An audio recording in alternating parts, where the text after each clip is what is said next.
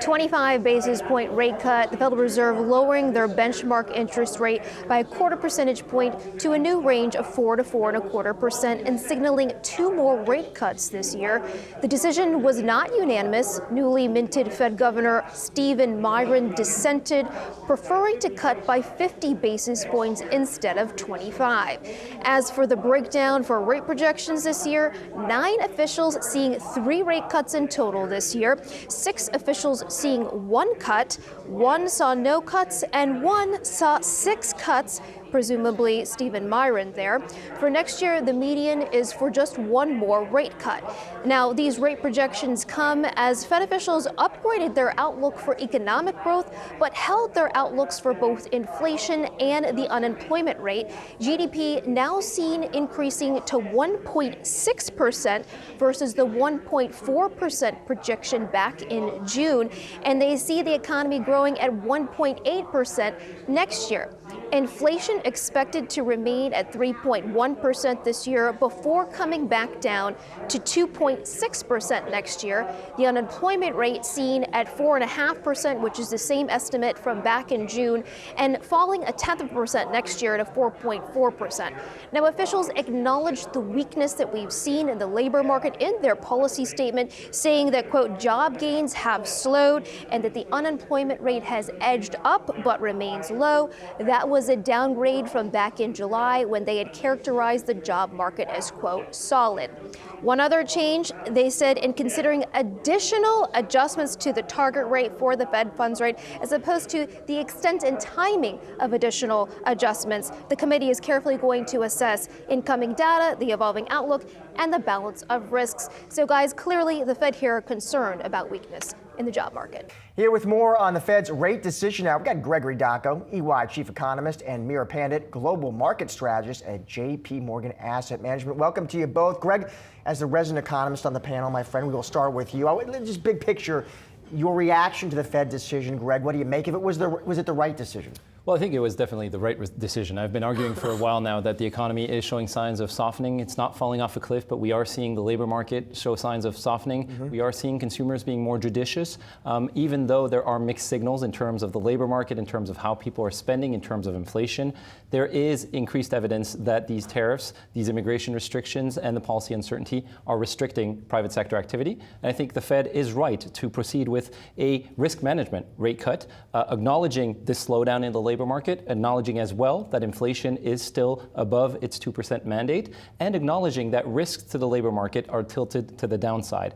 But I think one very interesting dimension here is that we're seeing this growing split in the dot plot of median rate hike expectations. You have one rate expectation which is below 3% for the end of the year. That's likely Stephen Miran's estimate. But most of the view is still that we're going to see 2 to 3 rate cuts over the course of 2025, but less easing, interestingly enough, in 2026. So how does this comport with what we were expecting in terms of what the market was expecting? And we are seeing a little bit of a lift to stocks, for example, but not a huge move upward. That could change during the press conference. But what do you make of the dots and the implications? 25 basis points was largely expected for this meeting. Look, if the Fed had gone 50, I think the market would have been a little bit more prepared for it given what happened last year. But I would say overall, we have 3 conversations in any of these cycles, whether it's hiking or cutting. It is first the direction of travel. We know cutting is the direction we're going in. The second is around the pace. And then the third is around the endpoint. Where do we stop? Where is the terminal rate? And right now we're in that pacing conversation. So it is interesting to see that the Fed does see a little bit more cutting this year. I think that, again, that is broadly expected. But next year is such a big question mark. And it seems like what the Fed has phased out here is we want to be attentive to the risks in the labor market. When you see the massive slowdown in labor market momentum that we have seen over the last couple of months, that's an important consideration. But as we head into next year, remember that consumers will get some pretty big refunds when it comes to taxes. That will likely lift consumption and therefore growth.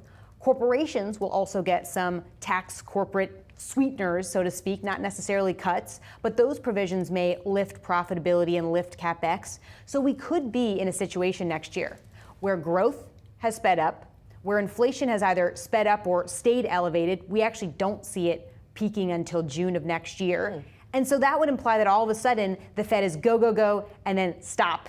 a little bit into next year, and I think that's reflected in the dots for next year. Greg, can I get your take on the broader economy, Greg? It's noteworthy to me how I have very smart economists on the show, and I have such a range of opinions about it. I mean, there are some who flag the concerns, and you highlighted some. There are others, Greg, though, I have on who are much more confident. And I guess, if I was to sum it up, they'll talk, Greg, tax cuts and rate cuts, and they'll talk deregulation and the AI boom, and they'll say those are all tailwinds. Agree with that? Disagree with that? Give me your take. Well, I think the one thing I'll agree on is the fact that there is very little confidence in forecasts right now. Right. Because there are so many headwinds and tailwinds that are affecting the economy, the signals are conflicting. Whether you look at retail sales in nominal terms over the course of the past month, you would argue for a strong economy, a strong consumer spending. You peel back the inflation contribution to that, and you see that volumes for furniture, for building equipment, for groceries are falling back. So we're seeing essentially this consumer that's supporting this tension where prices are rising, labor conditions are softening. They're not falling off a cliff, but they're softening, and businesses are caught in a pinch because they're hesitant between passing on these higher costs to a consumer that is increasingly sensitive, or holding on to them, but seeing essentially a compression in margins. And that's really the trade-off that a lot of businesses are facing. This is an uncomfortable environment. It's a delicate balance. I hear a lot of people talk about the no hire, no fire labor market. That is not a sustainable balance. At one point, you're either going to see more employment or less or more firings. It's not going to be this comfortable balance when it comes to this labor market. Meera, I want to bring you here as well. I mean, I do want to talk politics here, Meera, in the sense that, listen, there's people who are voting here who are making lists as maybe the next Fed chair. They're in the running. How, if at all, Meera, do you think that is impacting decision making? Where I will defend Fed independence here is, let's forget about everything that's happened this year and think about the dot plot and the summary of economic projections that we saw in December of last year. And in December of last year, the Fed was looking for 2 potential rate cuts in 2025. And what we are likely to see is 2 rate cuts or potentially 3 in 2025. So it's really in line with what they were saying months ago, in that there was an anticipation that the economy would soften relative to the last few years. Now, tariffs certainly threw them for a loop, and they have acknowledged that, look, if it weren't for tariffs and if it weren't for potential higher inflation coming along the way, that they would already be cutting. And typically, the Fed actually does tend to cut before they get all the way down to their inflation target. With 3 meetings and now 2 meetings left in the year, it's not unrealistic and unreasonable what they have chosen to do, especially when it's supported by the weaker labor market data that we've seen. So it is a committee. You do see with the dissents, there could have been a lot more dissents than we actually ended up seeing. So that consensus building still does appear to be at play underneath the surface. With one exception. Sure. Right. So I want to talk about the exception a little bit. Stephen Miran saying we should have cut a half point. Is there a legitimate argument to be made for having cut a half point today? Or does this emphasize that he is exclusively a mouthpiece of this administration that very clearly wants a cut for its own purposes? I mean, I think you've heard me argue the rationale that we're going to see tariffs affect inflation, affect prices, but it's likely to be a one-time hit because the labor market is softer than it was back in 21, 22, where you had this wage inflation spiral. You're not going to get that in this environment. Wage growth is actually decelerating.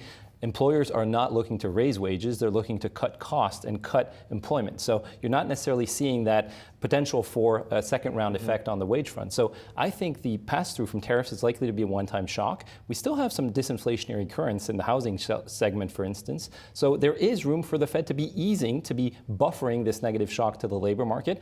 I would have argued that you can actually ease monetary policy and bring it back closer to neutral over the near future. So I wouldn't have been opposed to a 50 basis point rate cut. What I found surprising is that Governor Waller and Governor Bauman did not dissent. They were in favor of this 25 basis point risk management rate cut. This was in the statement.